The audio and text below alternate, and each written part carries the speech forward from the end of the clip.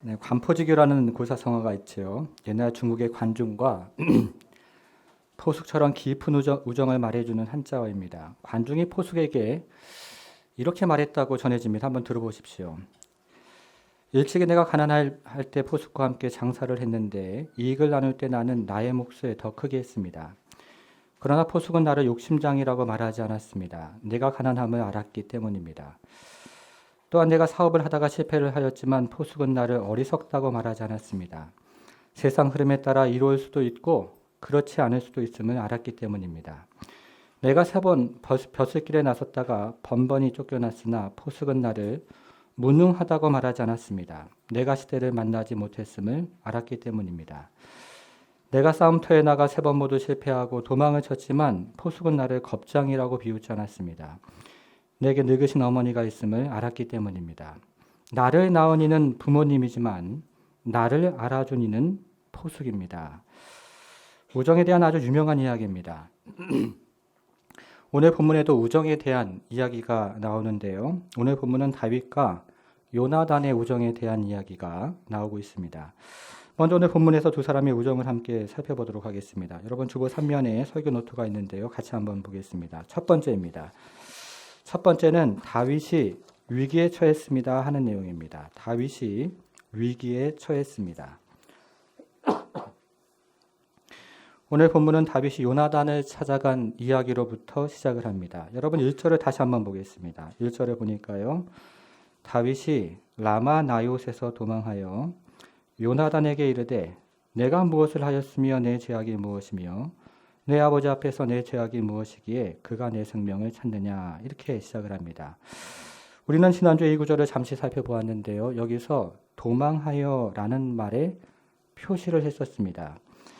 지난주 본문에서 다윗은 사울을 피하여 도망을 가는 신세가 되었던 것입니다. 다시 한번 기억을 좀 해보겠습니다. 여러분 19장으로 가보겠습니다. 19장으로 가서요. 19장 10절 마지막에 도피함에 라는 말에 표시를 했었고 12절 마지막에 피하여 도망하니라 라는 말에 표시를 했습니다. 그리고 19장 18절에 시작해서 도피하여 라는 말에 표시를 했고 오늘 본문인 20장 1절에서 도망하여 라는 말에 표시를 했습니다. 다윗이 사울을 피하여 왕궁에서 도망을 갔고 자기 집에서 도망을 갔으며 선지자 학교에서도 도망을 쳤던 것입니다.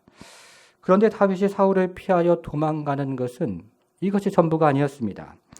여러분 21장으로 한번 가보겠습니다. 21장으로 가보겠습니다. 21장 1절에서요. 가서라는 말이 나오는데 이것도 다윗이 사울을 피하여 성소가 있는 노비라는 마을로 도망을 갔다 하는 그런 말입니다. 그리고 21장 10절에서도 도망하여 라는 말이 나오는데요. 이것도 다윗이 사울을 피하여 가드왕 아기스에게로 도망을 갔던 일을 이야기하고 있는 것입니다. 그러니까 다윗은 도망을 갔고 또 도망을 갔고 또 도망을 갔던 것입니다. 여러분 다윗이 얼마나 낙심을 했겠습니까? 그래서 다윗은 이렇게 이야기를 합니다. 오늘 본문인 20장으로 돌아와서요. 3절을 한번 보겠습니다. 20장 3절 마지막을 보니까 나와 죽음의 사이는 뭐라고 얘기합니까? 한 걸음뿐이니라 이렇게 이야기를 합니다. 다윗이 너무나 낙심을 했고 이제 다윗은 자신의 죽음을 직감을 했던 것입니다. 그래서 다윗은 요나단을 찾아와서 요나단이 자신과 사울 사이에 중재자가 되어주기를 요청을 했던 것입니다. 그리고 요나단이 이 같은 요청을 받아들여서 다시 한번 다윗을 돕기로 결정을 합니다. 그래서 오늘 본문은 다윗과 요나단이 다시 만나는 이야기로 시작을 하는데요. 다윗은 제일 먼저 사울의 속마음이 궁금했습니다. 사울이 여전히 자신을 죽이기를 원하는지 아니면 화해의 가능성이 있는지를 확인해 보기를 원했던 것입니다. 그래서 다윗은 요나단에게 이렇게 제안을 합니다. 5절부터 7절을 한번 보겠습니다. 5절부터 7절을 같이 한번 읽어보겠습니다. 5절부터 7절 같이 읽습니다. 시작. 다윗이 요나단에게 이르되 내일은 초하루인즉 내가 마땅히 왕을 모시고 앉아 식사를 하여야 할 것이나 나를 보내어 셋째 날 저녁까지 들에 숨게 하고 내 아버지께서 만일 나에 대하여 자세히 묻거든 그때 너는 말하기를 다윗이 자기 성읍 베들레헴으로 급히 가기를 내게 허락하라 간청하였사오니 이는 온 가족을 위하여 거기서 매년제를 드릴 때가 됨이니이다 하라. 그의 말이 좋다 하면 하면 내 종이 평안하려니와 그가 만일 노하면 나를 헤아리고 결심한 줄을 알지니. 알지니. 당시 히브리인들은 초하루가 되면 첫 번째 3일 동안에는 안식일처럼 모든 일을 중단하고 가족이나 문중 단위로 예배를 하고 그리고 함께 식사를 하는 풍습이 있었습니다. 왕도 마찬가지입니다. 왕도 초하루가 되면 첫 3일 동안에는 모든 일을 중단하고 가족이나 그리고 신하들과 함께 예배를 드리고 함께 식사를 하는 풍습이 있었던 것입니다. 이렇게 사울 왕이 왕궁에서 초하루 예배를 주관하면 다윗은 왕의 사위였으니까요. 이 예배에 참석을 해야 하는 것입니다. 그러나 다윗은 사울의 의중을 파악하기 위해서 요나단에게 이렇게 제안을 합니다. 나는 3일 동안 들판에 숨어 있을 테니까 사울이 나를 찾으면 가족들을 위해서 매년제를 드리려고 고향에 갔다고 이야기를 해 주십시오. 그리고 사울 왕의 반응을 살펴봐 주십시오. 사울 왕의 반응이 부정적이면 화해의 가능성이 없는 것이고 사울 왕의 반응이 긍정적이면 화해의 가능성이 있는 것입니다. 이렇게 이야기를 한 것입니다. 다윗은 사울이 여전히 자신을 죽이기를 원하는지 아니면 이제는 화해의 가능성이 있는지를 확인을 하고 싶었던 것입니다. 자, 이것이 첫 번째 이야기입니다. 이제 두 번째로 가보겠습니다. 두 번째는요.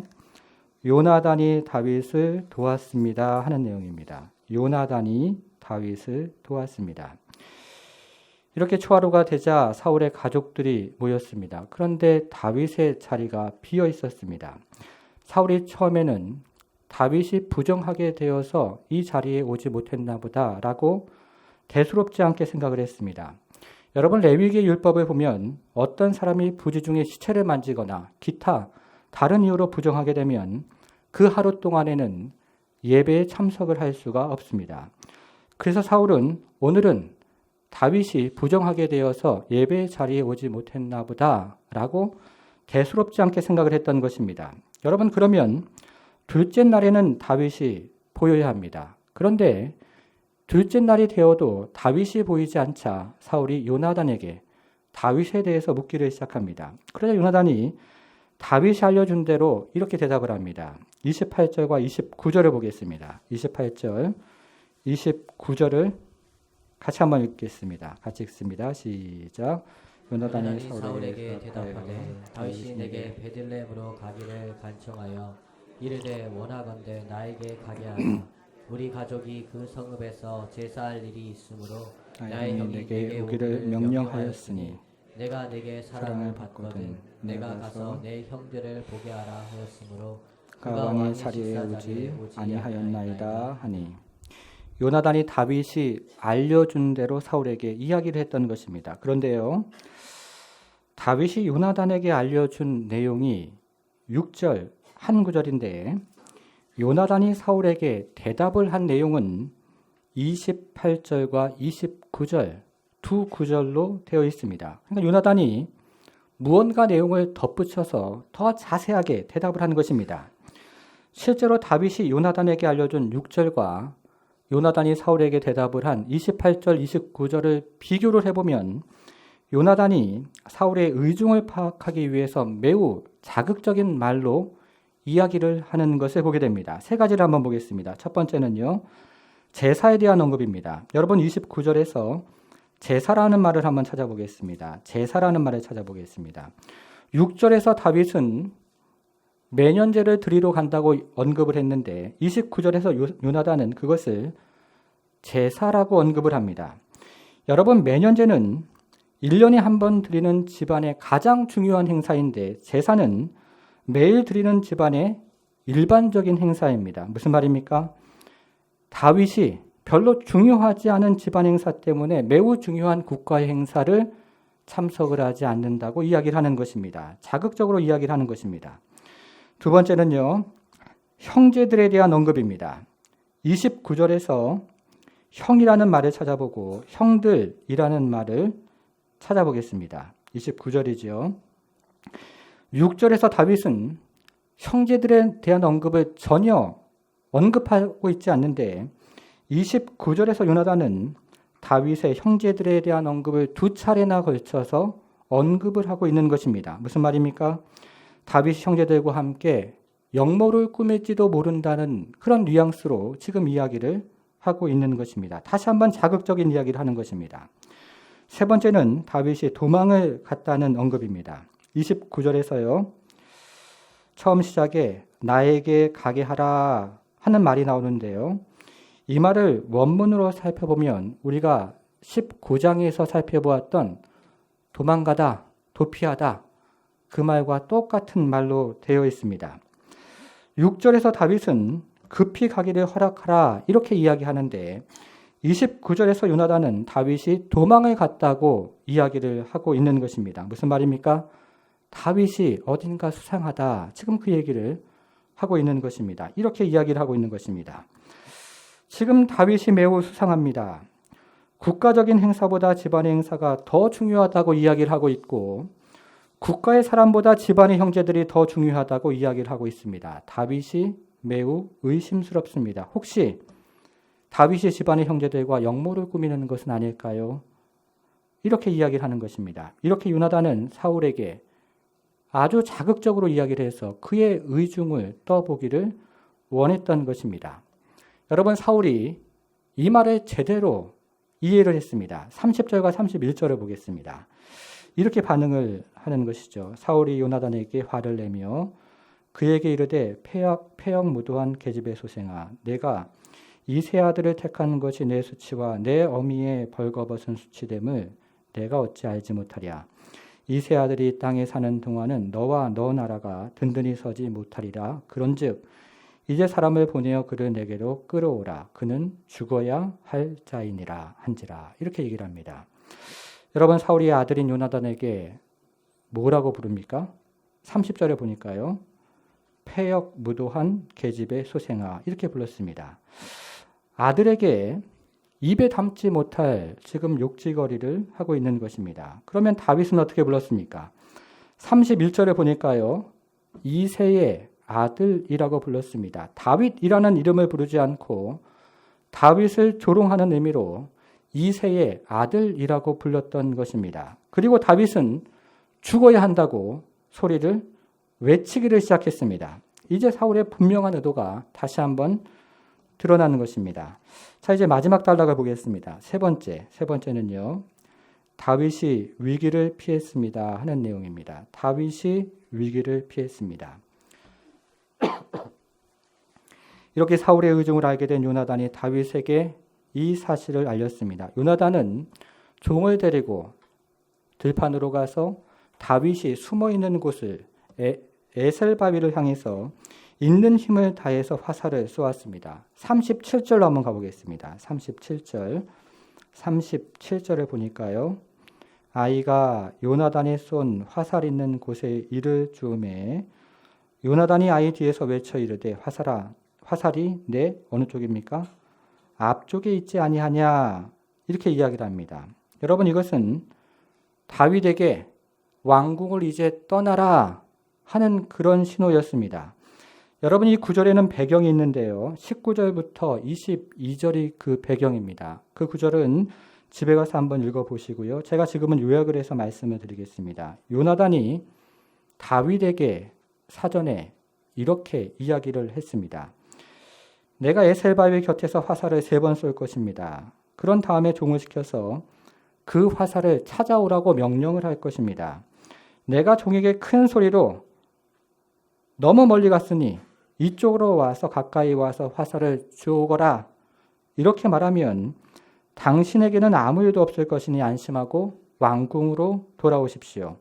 아버지와 화해가 가능하다는 뜻입니다. 그러나 내가 종에게 아직 덜 갔으니 더 멀리 가서 화살을 주오거라. 이렇게 큰 소리로 이야기하면 이곳을 떠나십시오. 아버지와의 화해가 불가능하다는 뜻입니다. 이렇게 두 사람이 사전에 미리 암호를 정한 것입니다. 그러는 이유에 요나단이 사울을 찾아가서 사울의 의중을 살피니까 사울이 다윗을 죽이겠다고 이야기를 했던 것입니다.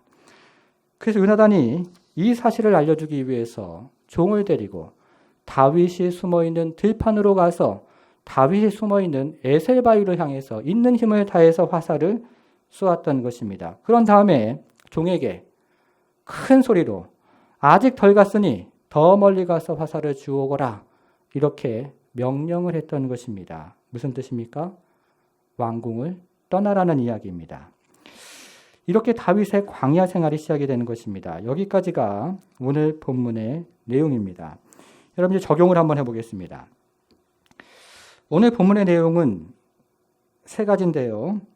다시 한번 정리를 한번 해보겠습니다. 첫 번째는 다윗이 위기에 처했습니다. 두 번째는 요나단이 다윗을 도왔습니다. 세 번째는 그 결과로 다윗이 위기를 피했습니다. 하는 내용입니다. 정리하면 다윗이 아주 급박한 죽을 위기에 처했는데 요나단의 도움으로 말미암아 그 위기에서 벗어났다 하는 것이 오늘 본문의 내용입니다. 관포지교의 이야기입니다. 다윗과 요나단의 우정인 것입니다. 여러분 그런데요. 오늘 본문은 단지 우정에 대한 이야기는 아닙니다. 단지 관포지교에 대한 이야기는 아닌 것입니다. 오늘 본문에는 그 밑에 더 깊은 메시지가 있습니다. 그것을 읽으셔야 합니다. 여러분 그러면 오늘 본문을 통해서 하나님께서 우리에게 들려주시고자 하시는 메시지는 무엇이겠습니까? 오늘 본문에는 오늘 본문의 밑바탕이 되는 아주 중요한 단어가 여러 차례 등장을 하는데요. 그 말은 바로 인자라는 말입니다. 같이 한번 살펴보겠습니다. 먼저 8절을 보겠습니다. 8절에 보니까요. 20장 8절에 보니까요. 다윗이 요나단에게 이렇게 이야기를 합니다. 그런즉 바라건대 내 종에게 어떻게 하라고요? 인자하게 행하라. 여기서요. 인자라는 말을 찾아서 표시를 한번 해보겠습니다. 지금 다윗은 지푸라기를 잡고 싶은 심정으로 요나단에게 도움을 요청하는데 그것을 어떤 말로 이야기를 하고 있냐면 인자라는 말로 표현을 하고 있는 것입니다. 이번에는 14절과 15절을 보겠습니다. 14절과 15절. 이번에는 반대로 요나단이 다윗에게 하고 있는 이야기입니다. 너는 내가 사는 날 동안에 여호와의 뭡니까? 인자하심을 내게 베풀어서 나를 죽지 않게 할 뿐 아니라 여호와께서 너 다윗의 대적들을 지면에서 다 끊어버리실 때에도 너는 너 인자함을 내 집에서 영원히 끊어버리지 말라 하고 이렇게 이야기를 합니다. 이것은 요나단이 다윗에게 하는 말인데요. 여기서도 인자라는 말을 찾아서 표시를 한번 해보겠습니다. 14절에서 인자심이라는 말에 표시를 하고요. 15절에서 인자함이라는 말에 표시를 해보겠습니다. 여러분 미래에는 요나단이 반대로 지푸라기라도 잡는 심정으로 다윗의 도움을 요청할 텐데요. 그것을 이번에는 요나단이 인자라는 말로 표현을 한 것입니다. 그러니까 다윗과 요나단이 인자라는 말을 서로 주고 받고 하고 있는 중인데 지금은 다윗이 요나단에게 인자를 베풀어 달라고 이야기를 하는 것이고 미래에는 요나단이 다윗에게 인자를 베풀어 달라고 요청을 할 것입니다. 여러분 그러면 인자라는 것이 무슨 뜻입니까? 교회를 오래 다니신 분들은 이 인자라는 말이 낯설지가 않은데요. 인자라는 말의 히브리 말은 헤세드라는 말입니다. 들어보셨을 것입니다. 그런데 인자라는 말을 번역하기가 여간 어려운 것이 아닙니다. 우리나라 말에 딱 들어맞는 말이 없습니다. 그래서 어떤 경우에는 이 말을 사랑이라고 번역을 하기도 하고 어떤 경우에는 충성이라고 번역을 하기도 하며 또 어떤 경우에는 오늘 본문처럼 인자라는 말로 번역을 하기도 합니다. 영어도 마찬가지입니다. 영어에도 딱 들어맞는 말이 없어서 어떤 경우에는 견고한 사랑 이렇게 번역을 하기도 하고요. 어떤 경우에는 실패하지 않는 사랑 이렇게 번역을 하기도 하고 어떤 경우에는 끝없는 사랑 이렇게 번역을 하기도 합니다. 현대 말에는 딱 들어맞는 말이 없는 것입니다. 그런데 성경에 나오는 이 인자라는 말을 찾아서 연구를 해보면 이 인자라는 말에는 아주 중요한 특징이 있습니다. 이 인자라는 말은요, 아주 어려운 처지에 있는 사람에게 아주 결정적인 도움을 줄 때 사용하는 말이 바로 이 인자라는 말입니다. 다시 한번 말씀을 드리겠습니다. 인자라는 말은 추상적인 감정이나 느낌을 표현하는 말이 아니고 아주 어려운 처지에 있는 사람에게 아주 결정적인 도움을 줄 때 이 인자라는 말을 성경은 매번 사용을 하고 있는 것입니다. 여러분 오늘 본문을 가지고 예를 한번 들어보겠습니다. 지금 다윗은 피가 말라가는 상황이었습니다. 도망을 가고 또 도망을 가고 또 도망을 갔습니다. 커다란 낙심을 경험하면서 삶과 죽음의 경계선을 넘나드는 아주 급박스러운 상황이었습니다. 피가 말라가는 상황이었던 것입니다. 그래서 지금 다윗은 지푸라기를 잡는 심령으로 요나단의 도움을 요청하는데요. 그것을 인자를 베풀어 달라라고 이야기를 했던 것입니다. 이것은 요나단도 마찬가지입니다. 다윗은 이제 미래의 왕이 될 것입니다. 그런데 이 고대 근동 지방에서는요, 왕이 되면 이 왕이 대적과 그리고 대적들의 가족을 쳐서 죽이도록 되어 있습니다. 이제 다윗이 왕이 되면 다윗을 대적했던 사울과 그의 가문이 멸절을 당하게 되는 것입니다. 그래서 미래에는 요나단이 지푸라기를 잡는 심령으로 다윗의 도움을 요청할 텐데요. 그것을 오늘 본문에서 동일하게 인자를 베풀어 달라라는 말로 표현을 한 것입니다. 그러므로 인자라는 말은 추상적인 감정이나 느낌을 표현하는 말이 절대 아닙니다. 이 말은요, 아주 어려운 처지에 있는 사람에게 결정적인 도움을 줄 때 성경은 인자라는 말을 늘 사용을 했던 것입니다. 여러분 그러면 오늘 본문에서요, 요나단이 다윗에게 어떤 도움, 인자를 베푸는지를 한번 살펴보도록 하겠습니다. 이번에는요 30절부터 34절을 보겠습니다. 30절부터 34절을 같이 한번 읽어보겠습니다. 같이 읽겠습니다. 시작. 사울이 요나단에게 화를 내며 그에게 이르되 패역무도한 계집의 소생아, 내가 이새의 아들을 택한 것이 내 수치와 내 어미의 벌거벗은 수치됨을 내가 어찌 알지 못하랴. 이새의 아들이 땅에 사는 동안에 너와 내 나라가 든든히 서지 못하리라. 그런즉 이제 사람을 보내어 그를 내게로 끌어오라. 그는 죽어야 할 자인이라 하니라. 요나단이 그의 아버지 사울에게 대답하여 이르되 그가 죽을 일이 무엇이니까 무엇을 행하였나이까. 사울이 요나단에게 단창을 던져 죽이려 한지라. 요나단이 그의 아버지가 다윗을 죽이려고 결심한 줄 알고 식이 노하여 식탁에서 떠나고 그 달의 둘째 날에는 먹지 아니하였으니 이는 그의 아버지가 다윗을 욕되게 하였으므로 다윗을 위하여 슬퍼함이었더라. 여러분 요나단은 다윗에게 인자를 베풀었습니다.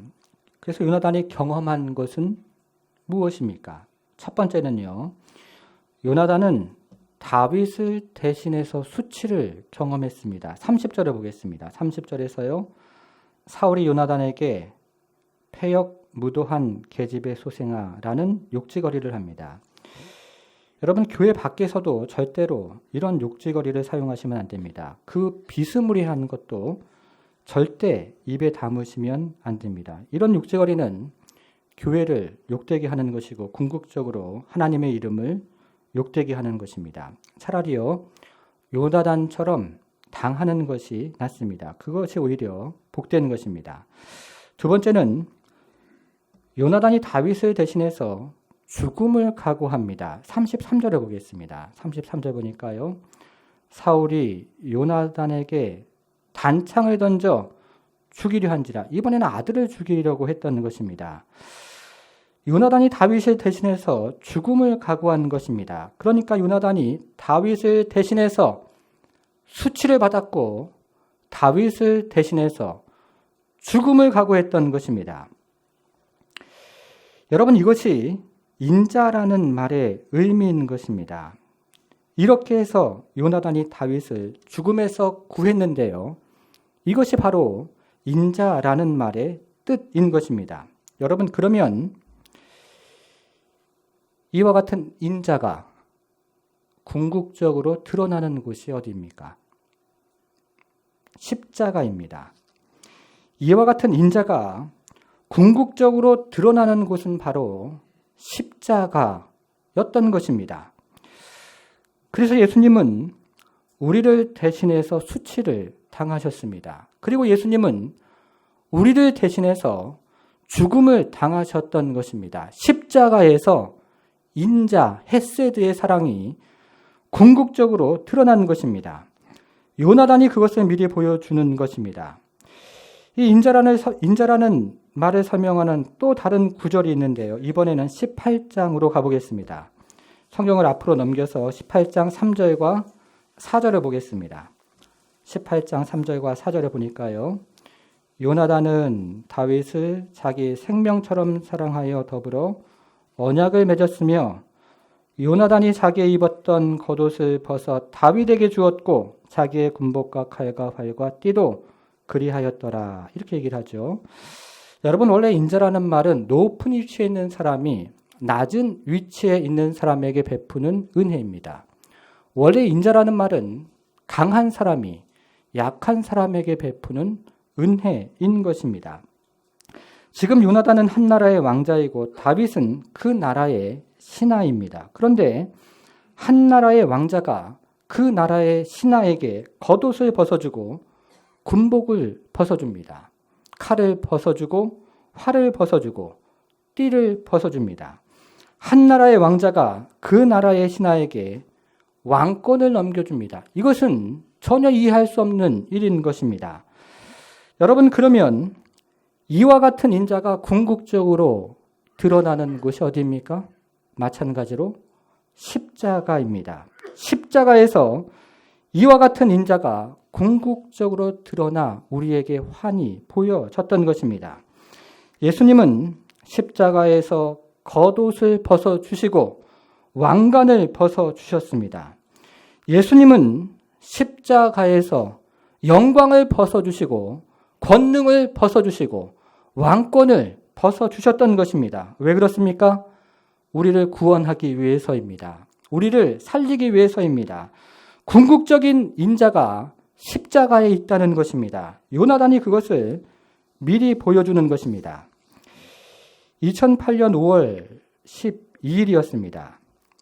중국에요, 스촨성이라는 성이 있죠. 여기서 커다란 지진이 발생을 했는데 이 지진으로 인해서 7만 명이 죽었습니다. 37만 명이 부상을 입었고 행방불명이 된 사람만 18,000명이었습니다. 당신의 지진의 피해 면적이요, 우리나라 전체 면적과 같았고 지진의 경제적인 피해는 24조 원에 이르렀습니다. 여러분, 별로 안 놀라시는데요. 엄청난 사람이 죽고 엄청난 피해를 입었던 것입니다. 이렇게 엄청난 참사가 일어난 후에 구조대원들이 사람들을 구조를 하기를 시작을 합니다. 구조대원들이 구조작업을 하다가 한 무너진 건물더미 안에서 어떤 여인과 아기가 죽어 있는 것을 발견했습니다. 어떤 여인이요, 자신의 품 안에 그 여인의 아이로 보이는 아주 갓난장이 같은 아이를 꼭 품고 그대로 죽었던 것입니다. 당시에 지진이 일어난 시간이 2시경이었는데요. 이 여인은 점심을 먹다가 땅이 흔들리고 천장이 흔들리는 것을 보면서 먹고 있던 점심을 급히 치우고 옆에 있는 아기를 꼭 품고 그대로 죽었던 것입니다. 이렇게 구조대원들이 죽은 엄마를 들어올리는 순간이었습니다. 그때 죽은 줄로 알았던 아기가 죽은 엄마의 품에서 울음을 터뜨렸습니다. 엄마의 품에서 아기가 정말이지 기적적으로 살았던 것입니다. 잠시 후에 한 구조대원이 그 근처에서 엄마의 핸드폰을 발견을 했는데요. 이 엄마의 핸드폰에 이런 메시지가 남겨져 있었습니다. 아가야, 내가 만일 살아난다면 이 엄마가 너를 정말로 사랑한다는 것을 잊지 마렴. 아가야, 너가 만일 살아난다면 이 엄마가 너를 정말로 사랑한다는 것을 잊지 마렴. 이것이 엄마의 마지막 메시지였습니다. 성도 여러분, 이것이 하나님의 인자하심입니다. 우리 구주 되신 예수님이 우리를 너무나 사랑해서 겉옷을 벗어버리고 왕관을 벗어버리고 십자가에 죽으신 것입니다. 우리 구주 되신 예수님이 우리를 너무나 사랑해서 영광을 벗어버리고 권능을 벗어버리고 왕권을 다 벗어버리고 십자가에서 죽으신 것입니다. 너무나 커다란 하나님의 인자하심을 십자가에서 보여주신 것입니다. 성도 여러분, 우리가 인생길 살아가다가 땅이 흔들리고 하늘이 흔들리는 지진을 경험할 때가 있습니다. 우리가 인생길 살아가다가 다윗처럼 커다란 낙심을 경험하기도 하고 삶과 죽음의 경계를 넘어서는 고난을 경험하기도 합니다. 그런데요, 하나님이 오늘 본문을 통해서 우리에게 하시는 말씀은 바로 그럴 때마다 하나님의 자녀에게 인자를 베풀어 주시겠다는 말씀을 하시는 것입니다. 지진으로 죽어가는 엄마가 자기의 품 안에 그 어린 자녀들을 꼭 품었던 것처럼 하나님께서 하나님의 자녀되는 우리를 꼭 품어 주시겠다고 오늘 본문을 통해서 말씀을 하고 계신 것입니다. 땅이 흔들리고 하늘이 흔들려서 죽어가는 엄마가 가장 소중한 그 아이를 품에 꼭 품었던 것처럼 하나님이 오늘 본문을 통해서 우리 사랑하는 자녀들에게 그 위기의 때에도 하나님이 하나님의 그 넓은 품 안에 꼭 품어주겠다고 말씀을 하고 계시는 것입니다. 그리고 우리에게 이렇게 말씀을 하십니다. 사랑하는 내 자녀야, 내가 너를 사랑하고 있다는 사실을 잊지 마렴. 사랑하는 내 자녀야, 내가 너를 사랑하고 있는 사실을 잊지 말고 내가 영원토록 너와 함께하고 있다는 사실을 기억하렴. 이렇게 말씀을 하고 계신 것입니다. 사랑하는 성도 여러분, 우리 하나님은 인자를 베풀어 주시는 하나님이십니다. 우리 하나님은 사랑을 베풀어 주시는 하나님이신 것입니다. 십자가에서 그 아들을 죽기까지 내어주신 그 하나님께서 우리를 사랑하시며 우리를 품에 안으시며 위기의 때마다 고난의 때마다 우리를 품어주신다고 말씀을 하고 계신 것입니다. 그 하나님의 사랑하심을 경험하는 복된 성도들 되기를 바랍니다. 그 하나님의 인자하심을 경험하는 인생길 살아가다가 고난당하고 어려움 당할 때에도 그 하나님의 인자하심을 경험하는 복된 인생길 살아가는 성도들 되기를 주님의 이름으로 축복합니다.